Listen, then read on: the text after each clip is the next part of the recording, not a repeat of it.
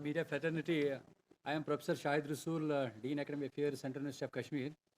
So, we invited you for a press conference, as all of you are aware, that National Education Policy 2020 have been implemented, and it is the third year. And there are celebrations happening about the completion of the third year of the National Education Policy 2020. And here with us, our Vice Chancellor, Professor A. Ravindranath, which all of you know has joined some 3-4 months back in the month of April.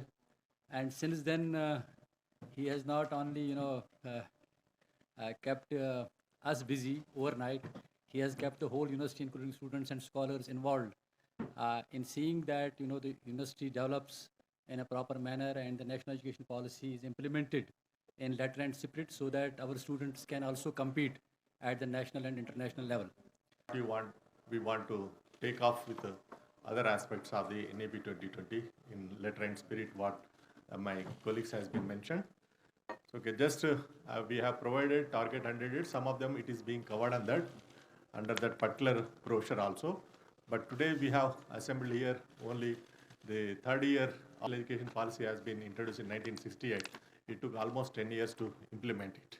Subsequently, even 1986 also, after program of action in 1992, then that is implemented. Now we have been, after 3 decades of that's launching, then it has been initiated. And this is mainly keeping in view of the United Nations Sustainable Development Goals. The goal 4 mainly mention about the quality education. So how inclusive and equitable quality education can be offered with a lifelong learning opportunities.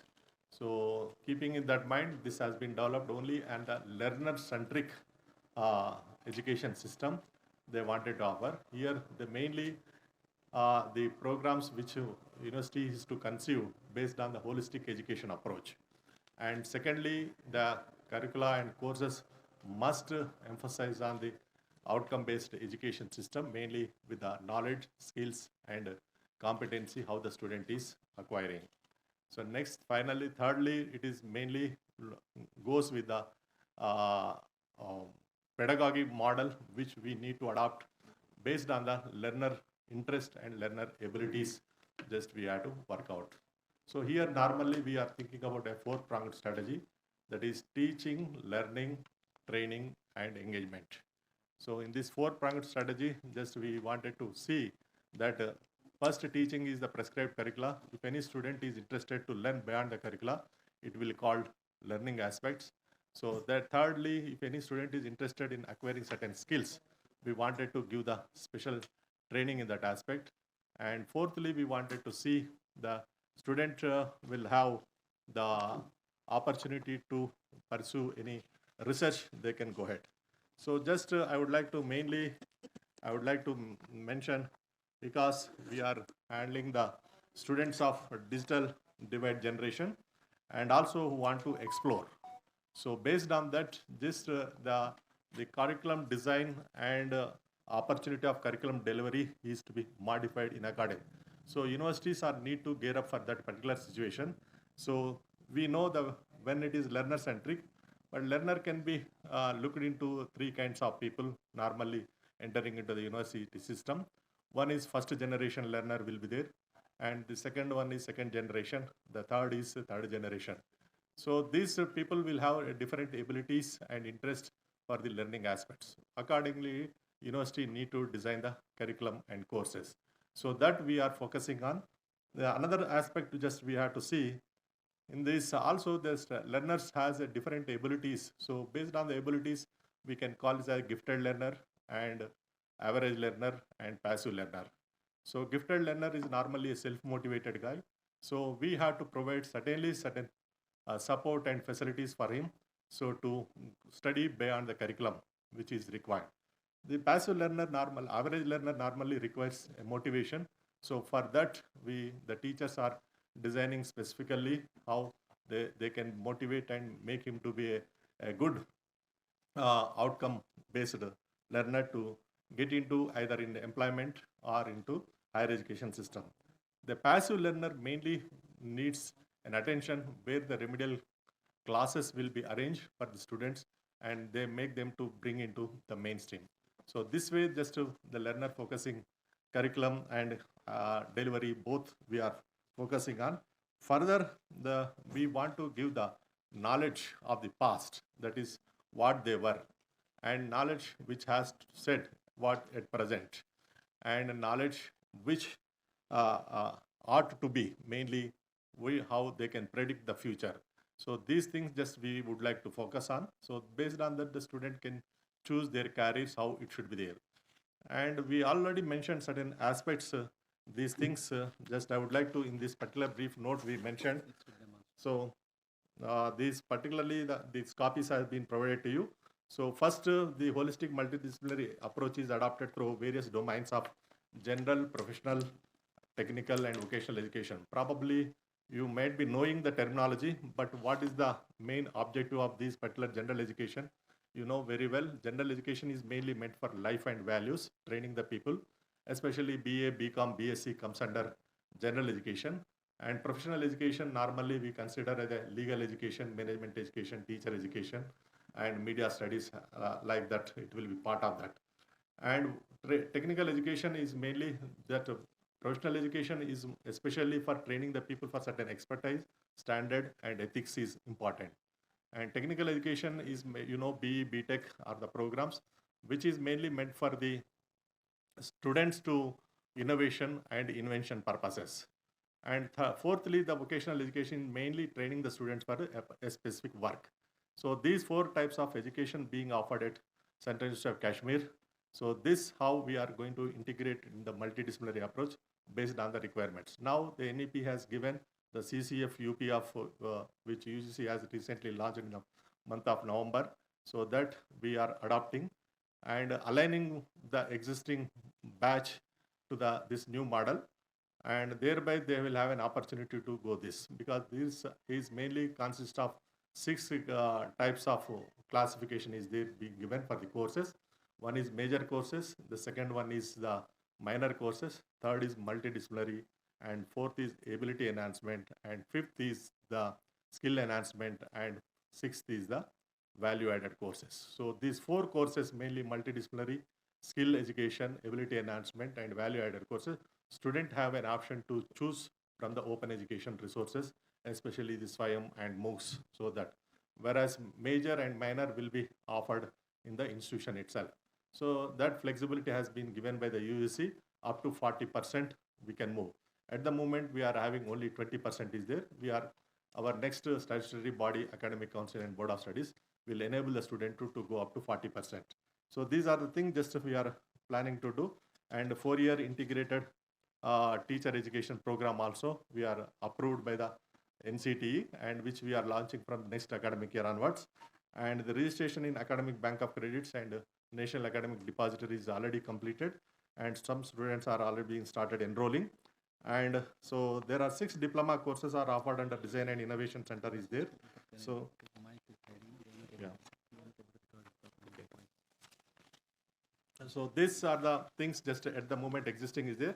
Now what we intends to do also just we made. So as per the NEP, there is a affordability and access and accountability is one of the important aspects are there. So these 3, affordability, we wanted to see the student can choose the credit-based fee structure. So whatever the credits he takes from the university, for that only on the credit-based fee structure he can pay. Because some of the courses he may be opting for the open education resources, he need not require to opt for it. The second is we want to intend to initiate the variable tuition fee structure for the students, because there are need-based students are there, merit and need-based are there, and only merit-based. So that also just we wanted to work out for the affordability norms, and further the enabling the learners to be partners of knowledge creation. So that we wanted to see all the learners are part of knowledge creation, because we have the good media school is there. So we wanted to develop most of the curriculum content into e-content mode, and subsequently we wanted to deliver through various educational YouTube channels created by the students themselves, by the faculty themselves, or scholars themselves. So this is one of the aspect just, and enhancing the equitable access. So we are launching the School of Honors and Finishing Studies or Skill Studies program. So this will enable for the dual degree mode. A student who is interested to do in the honors program, they can enroll even not only the Central University of Kashmir, even the students who are studying outside the Central University of Kashmir, mainly the colleges or University of Kashmir and other institutions also, they can enroll for this particular program.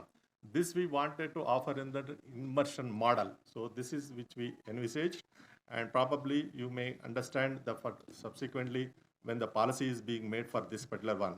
So this is mainly address the student career path based on the employability needs and also innovation culture and enterprising abilities.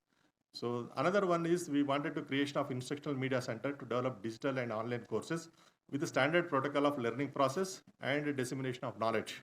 So through social and media educational channels to expand lifelong learning opportunities.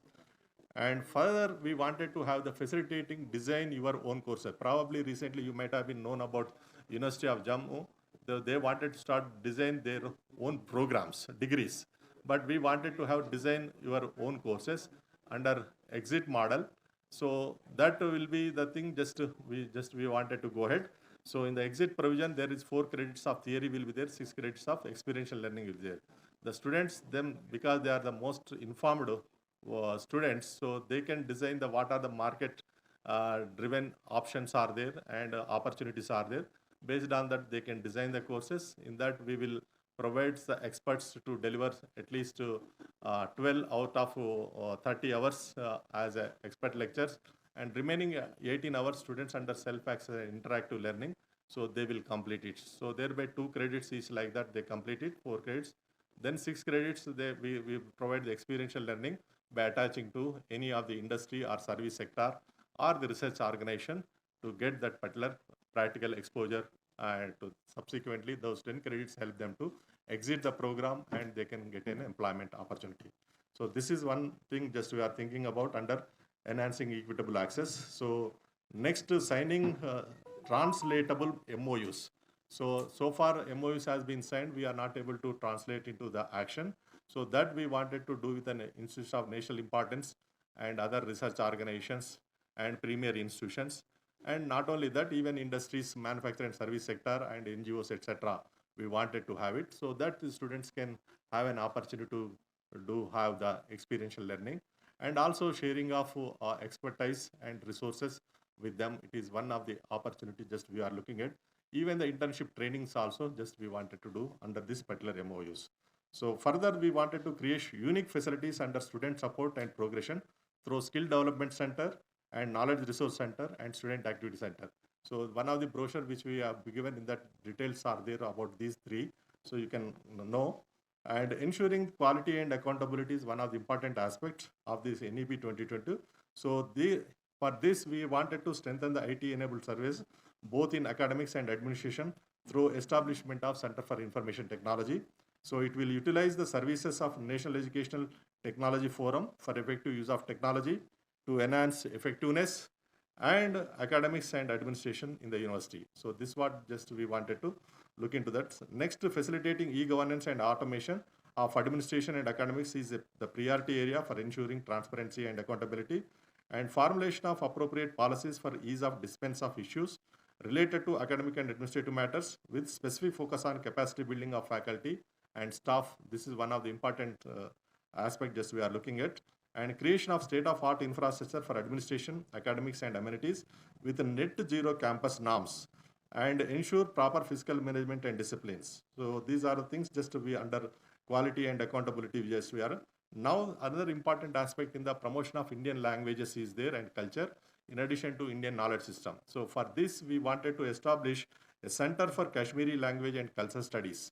So that will take care of part of this particular whatever the objective is being or mandate is given under New Education Policy 2020. So further, the specific focus on holistic development is there. So we want to formulate strategic pedagogy model emphasis on teaching, learning, training and engagement based on learner interest and ability with a focus on linguistic and computer skill, especially communication and computer skills. We wanted to look into that. Next, provision of non-CGPA credits for the co-curricular and extracurricular activities. So this is another model, just we wanted to work it out. And now the creating research ecosystem, ensuring research quality, and promoting research culture to foster innovation and startup enterprise. So this is mainly the concluding things of the strategy which we modeled.